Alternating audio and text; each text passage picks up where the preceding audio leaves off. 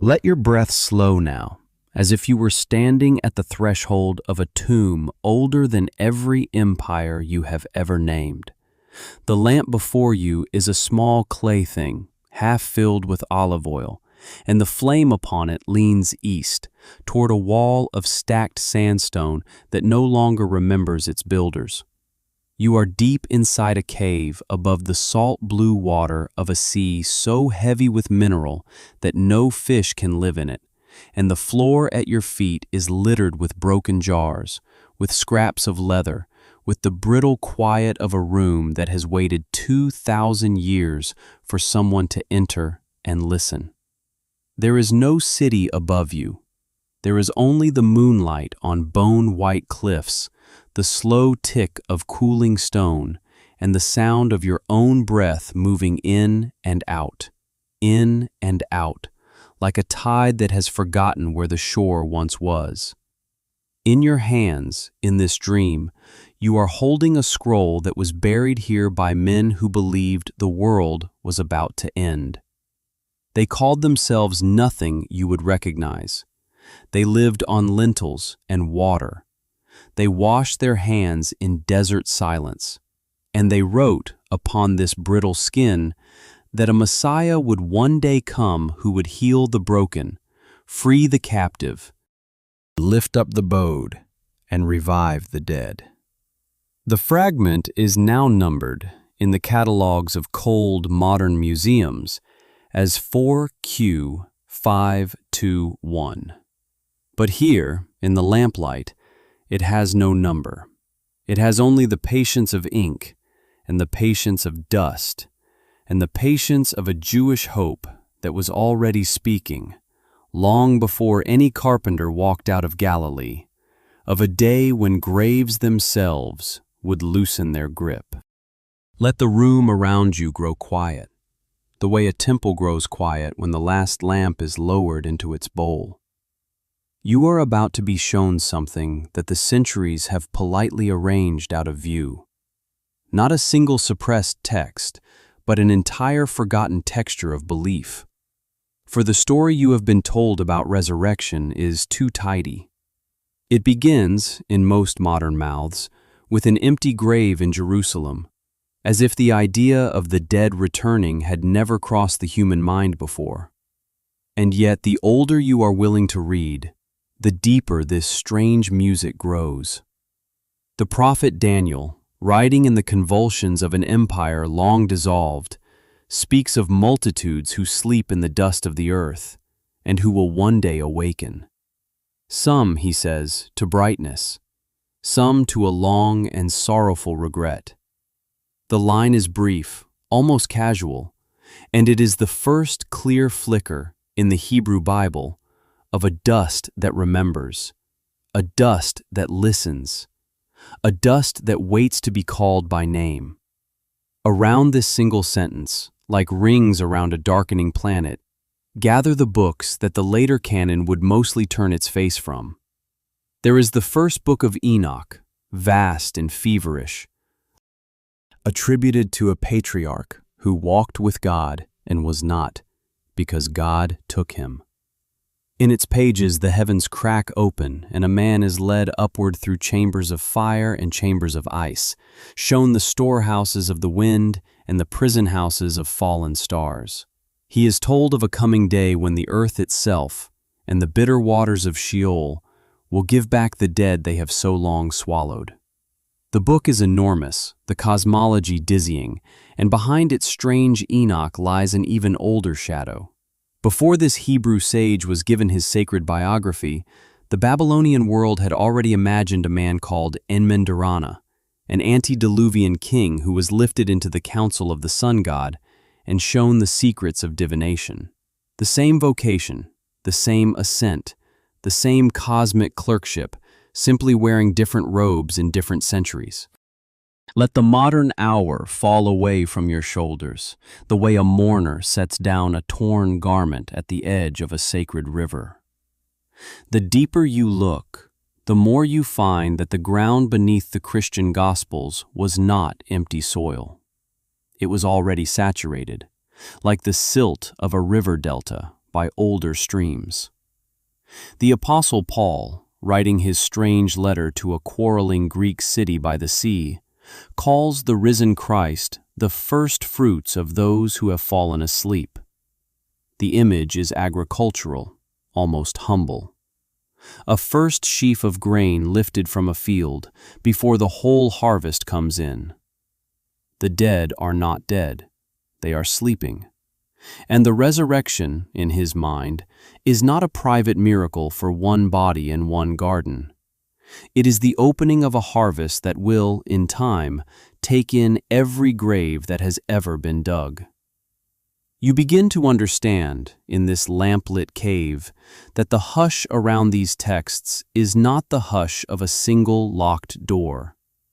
It is a hush of selection, of borders drawn slowly, century by century, by tired men in distant councils, deciding which voices would be carried forward and which would be left to the very dust they had once written about. The scrolls in this cave were not banned. They were simply unread. They were simply outweighted. They were simply allowed to slip into the long, gentle silence that falls over anything the mainstream chooses to forget. And that, in the end, is the quietest kind of vanishing. Not the slamming of a gate, but the soft turning of a page, again and again, until no one remembers that the old page was ever there.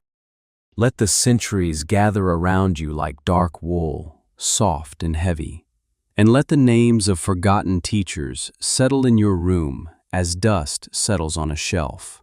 The cave fades, the sea fades, and in their place, slowly, almost reluctantly, the heat of Upper Egypt rises into the air around you, dry and red and patient.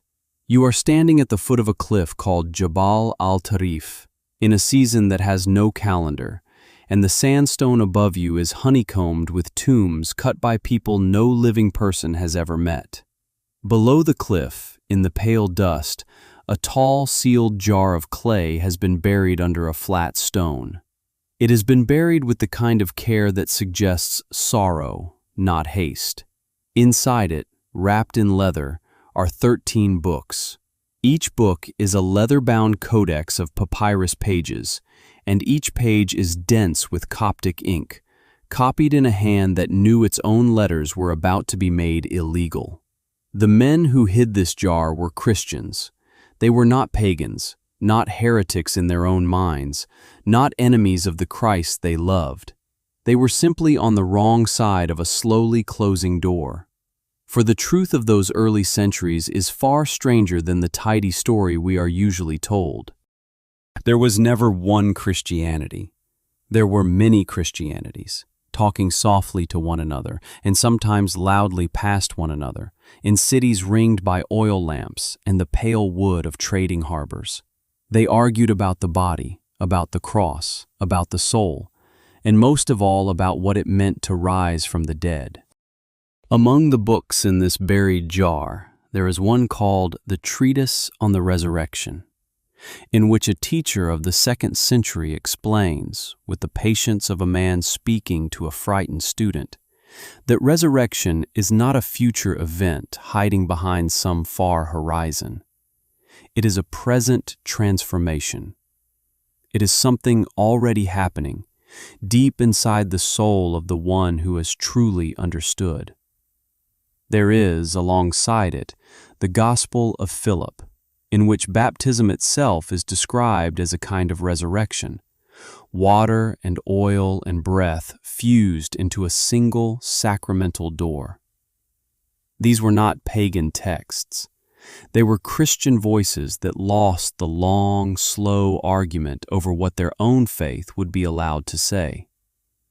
Let your thoughts soften and sink the way a god sinks into the dark waters of a dismembered story. The temptation, when you hear of buried books, is to imagine some single dramatic council, some midnight order issued by a frightened pope, some great burning. The reality is quieter and more melancholy than that.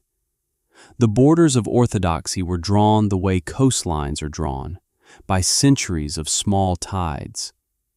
A book quoted, then no longer quoted. A teacher honored in one generation and gently corrected in the next. A community whose liturgy was beautiful and which simply died out because its bishops were outvoted at meetings held in distant cities. There was no single villain in this story. There was only the long human work of consensus and the soft cruelty of consensus, which is that anything not chosen is allowed to fall asleep forever in the warm dust of a forgotten library shelf. The men who buried the jar at Nag Hammadi were not destroying their books. They were doing the opposite. They were trying to give them to the future. They were trying to wake you, 16 centuries early, with a question you had not yet thought to ask. Let your awareness drift, gently, away from Egypt and across the Mediterranean, until the salt air thickens and the marble of imperial Rome glows pale under a winter sun. Sometime around the middle of the 2nd century, a philosopher named Justin, born in the Samaritan town of Flavia Neapolis, sits down to write an open address to the emperor. He is wearing the simple cloak of a teacher of philosophy, and he is calmly explaining, to a Caesar who could have him executed, why the new Christian movement is not the impiety its enemies claim.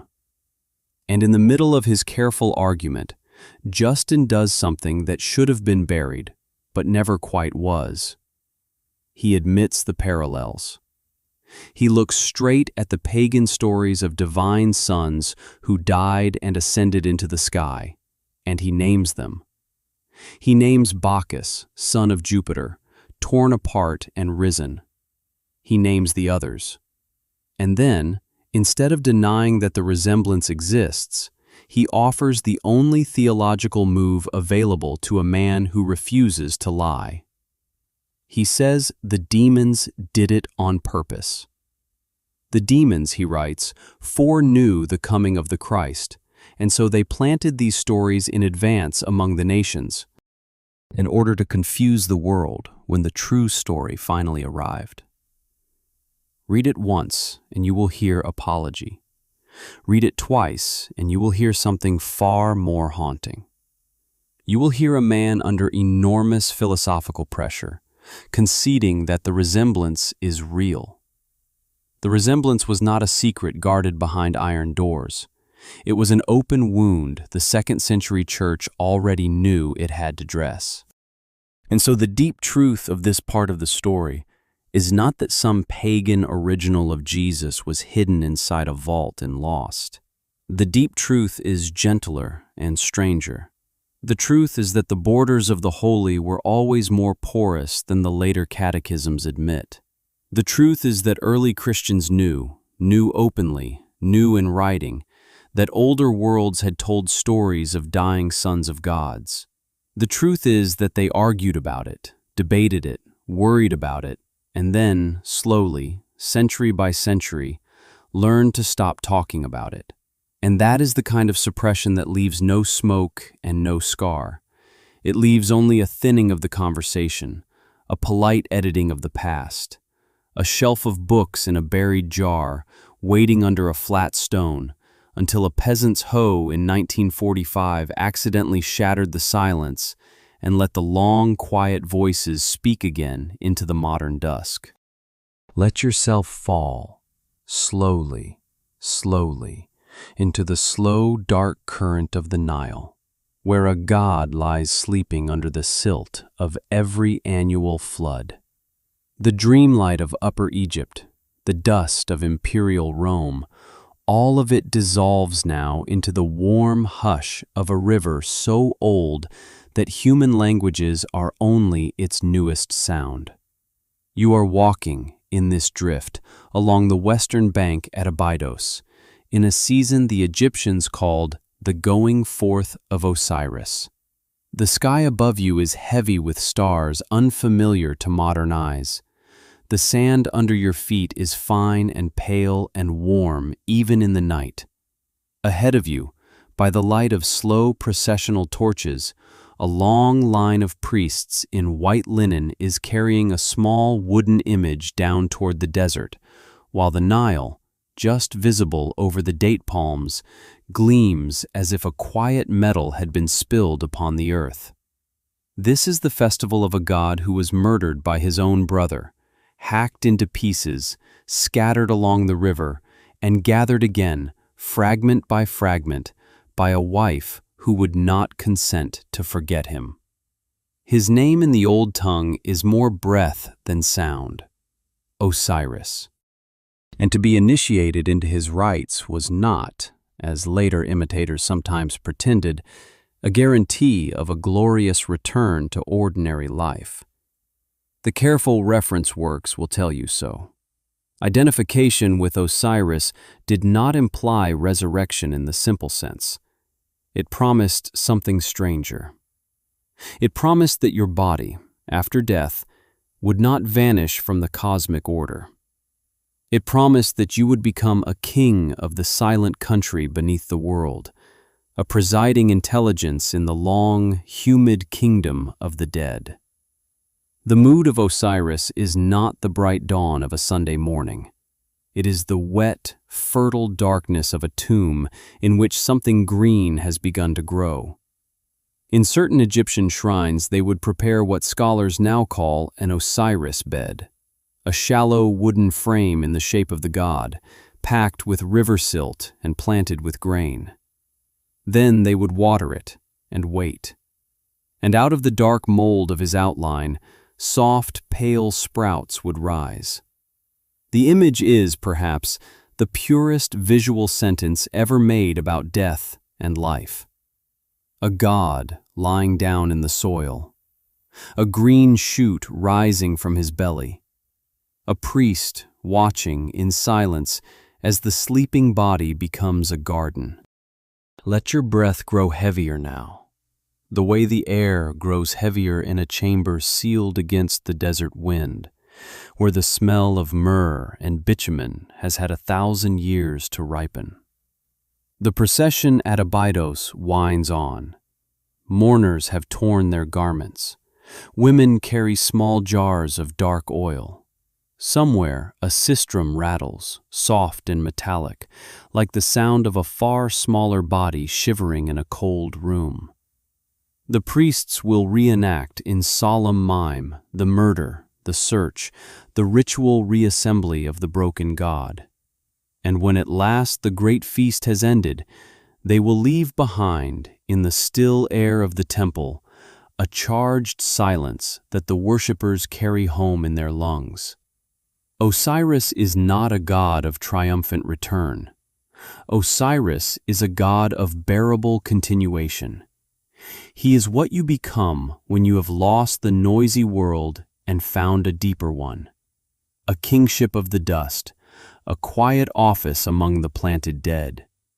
To stand in his procession is to feel for a moment that mortality is not annihilation, but reassignment. The body is not erased. The body is moved. Now let the Nile fade. Let the linen and the dark oil drift out of your senses, and let a new horizon rise at the edge of the dream. You are no longer in Egypt. You are in the older country between two rivers, where ziggurats of mud brick step upward into a sky the people call the dwelling of the high gods. The heat here is different. It is dry, gritty, the breath of a kiln that has been burning since before any city was named.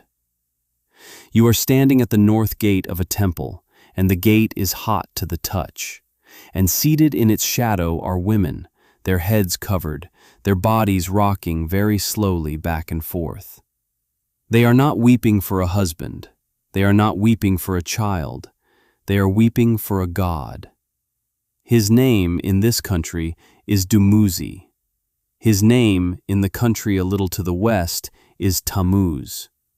And he is the gentle shepherd husband of the great Queen of Heaven, who descended into the underworld and returned only by surrendering him in her place. Each year, in the merciless fullness of summer, when the rivers run low and the wheat parches, and the green of spring has burned away into the color of pale bone, the women come to this gate to mourn. Their lament is rhythmic. Their lament is patient. Their lament is the slow heartbeat of a civilization that has noticed the cruel fact at the core of agriculture, which is that life only continues by the regular dying of something beautiful. The vision is so old and so strange that the prophet Ezekiel, walking in vision through the corridors of his own people's temple in Jerusalem, finds it there.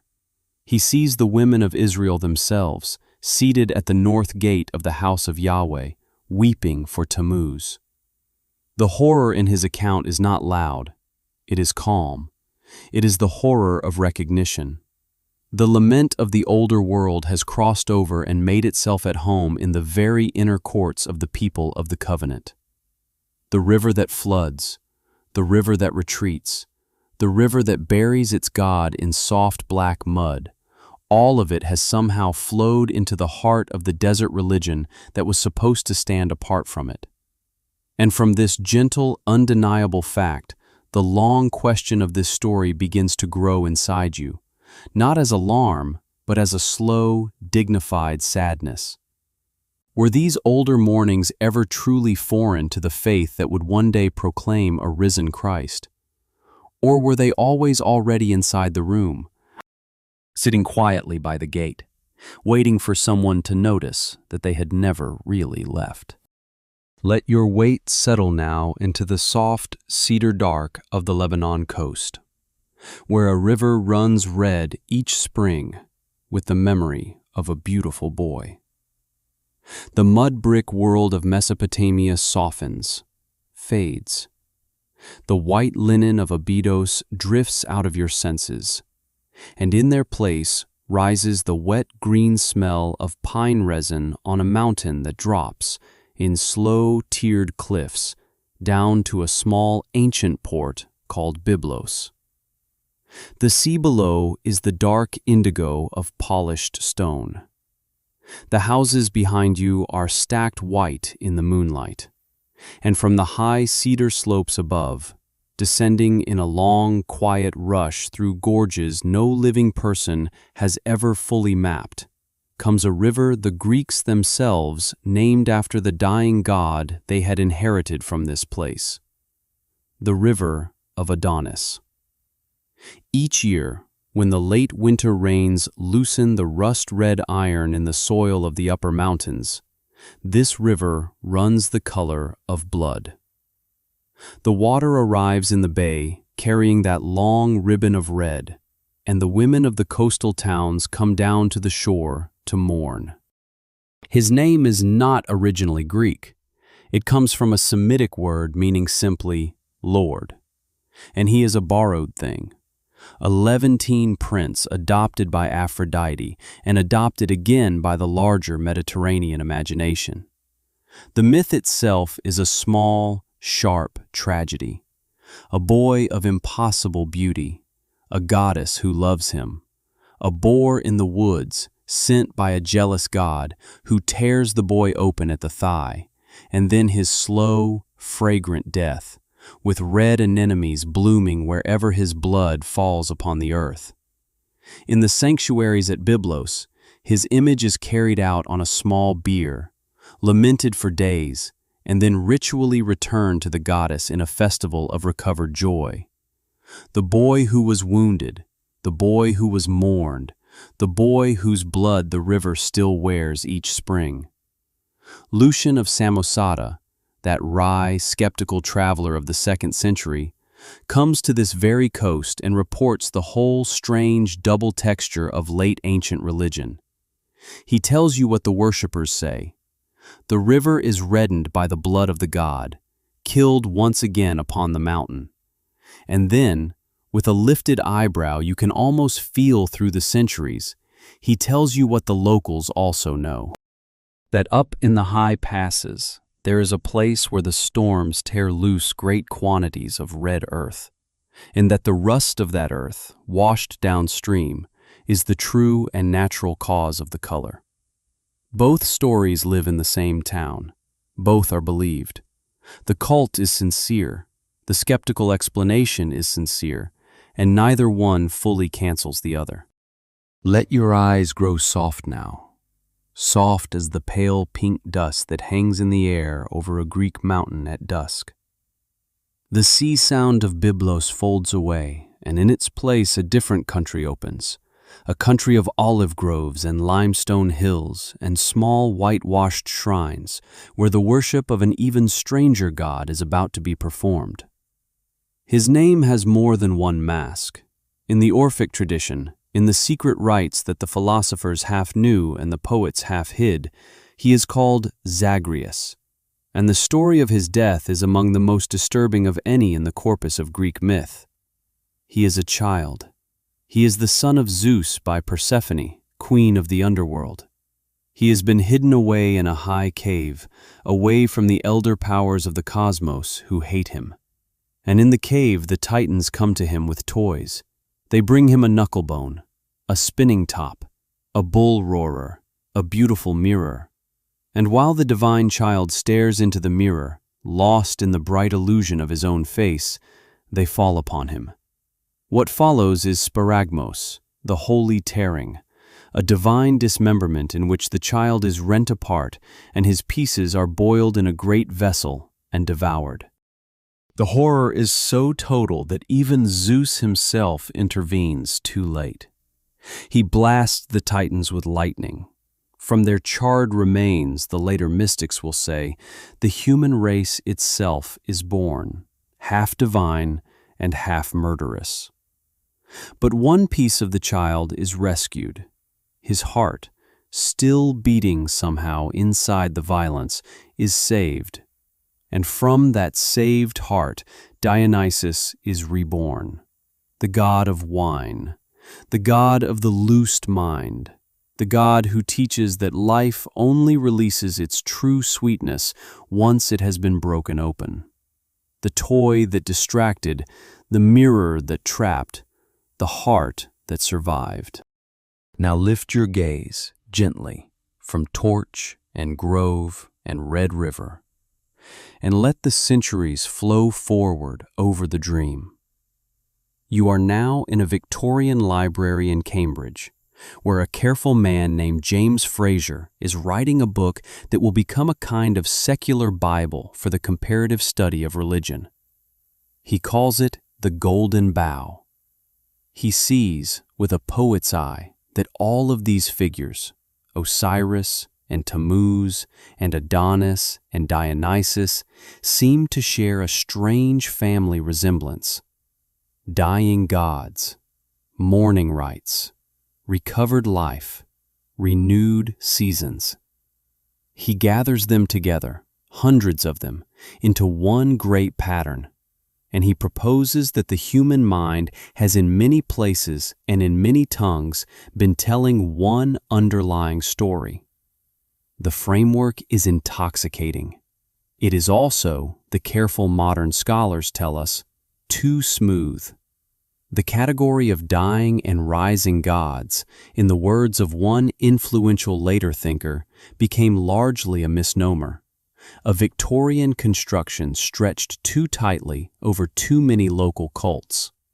Other scholars, like Mettinger, have argued that some genuine dying and rising figures do survive in the older Near East. And so the truth lives in a careful gray. The parallels are not nothing. The parallels are also not everything. The Christian resurrection sits inside this older field of mourning and renewal, yet it does not simply repeat it. It steps, instead, into a different grammar, the grammar of a one-time event in history, the grammar of a final and unrepeatable victory. Cyclical death is older, linear deliverance is newer, and both, in the lamplight of a long human evening, are still here, still murmuring under your floorboards as you lie listening in the dark. Let your shoulders soften now. the way the shoulders of a tired pilgrim soften when he sees, at last, the dim outline of a hostel at the end of a long road. The Victorian library fades. The torchlit Greek caves fade. The cedar-smelling river of Adonis fades. And what is left, at the floor of the dream, is a single quiet thought that gathers all of the night's long wandering into one slow constellation. The deepest dread in all of these old stories is not that gods die. It is that life itself appears to depend on sacred violence. Osiris cannot become lord of the planted dead until his brother dismembers him. Tammuz cannot grant the rains again until the women have wept him into return. Adonis cannot color the spring with anemones until his thigh has been opened by the boar. Zagreus cannot become Dionysus until his small body has been torn apart and his heart has been pulled, still beating, from the wreckage. And the carpenter from Galilee cannot, in the inherited grammar of his own movement, become the first fruits of the dead until he has hung, slowly, in the long Friday afternoon outside Jerusalem. The cosmos appears fertile only because something divine is perpetually being broken. That is the metaphysical wound at the center of every old religion that has ever loved its God enough to want him back. Let your hands rest, palms up, beside you, the way a priest rests his hands at the end of a long midnight rite. The cyclical pattern and the linear pattern are not in the end opposites. They are two answers to the same trembling human question, asked in different keys by different civilizations. The vegetation cult says that decay is endless and renewal is endless, and that the mourners must keep singing in order for the world to keep turning. The Pauline answer says that decay has been overthrown once and forever in a single event, and that all subsequent history is the slow unfolding of that overthrow. One model is a wheel, the other is an arrow, but both are sketched against the same dark background, the background of a universe in which the dead so vastly outnumber the living, and in which every culture that has ever buried its loved ones has felt the unbearable pressure of insisting that something, somewhere, will not be finally lost. There are small details that flicker in the corner of this dream, like lamps in a back corridor, and you may carry them with you as you sink. The figure of Enoch, the patriarch who walked with God and was taken, seems to have absorbed the older Babylonian image of an antediluvian sage connected with the sun god. The little book of Jude, tucked in near the back of the Christian scriptures, openly quotes from a book of Enoch that the later mainstream church would no longer treat as scripture. Even Osiris, the most cited so-called parallel, did not promise his initiates a return to ordinary embodied life, but rather a continued kingship in the silent country below. The Qumran fragment 4Q521, written before any gospel, already imagined a Messiah who would revive the dead. And Lucian, walking the same coast where Adonis was mourned, calmly recorded both the cult's belief in divine blood and the local people's natural explanation of Red Mountain Earth. None of these details, taken alone, settles the great question. Together, they soften it. They turn the loud accusation into a long, melancholy meditation. The borders between religions were never as clean as later catechisms preferred. The borrowing went in many directions. The deeper truth, in the end, is older and gentler than any single conspiracy. And so let the great question lie down beside you now. Let the torches of Abydos go out, one by one, in their iron cups. Let the women at the north gate of the temple finish their lament and walk home in the cool of the evening. Let the river at Byblos run clear again, its red iron settling slowly to the bed. Let the Greek caves grow quiet, the toy and the mirror abandoned in the dust. Let the buried jar at the foot of the Egyptian cliff stay buried for a few more centuries until the world is ready to listen. The empires are gone. The processions are gone. The lamenting women are gone. Only the long human ache they once gave voice to is still here, settled now into the steady rise and fall of your own breathing. You are lying in your room, in the soft dark of an ordinary night, very far from the cedar slopes of Lebanon and very far from the salt cliffs above the Dead Sea. Tonight, you do not need to solve any of it. Let it be old. Let it be far. Let it be at rest. If you could ask one of those torchlit priests a single soft question in the gentle hush before sleep, what would you ask the broken god to tell you about the morning that somehow, always, came back? The doors of the Apocrypha Vault remain unbolted, as they always do, and other slow nights of buried jars and red rivers and quiet Coptic ink are waiting on the other side, whenever you choose to return. For now, let the lamp gutter low, let the procession turn the last corner, and let the dream of dying gods sink, soft and unhurried, into the warm sleeping country beneath your eyes.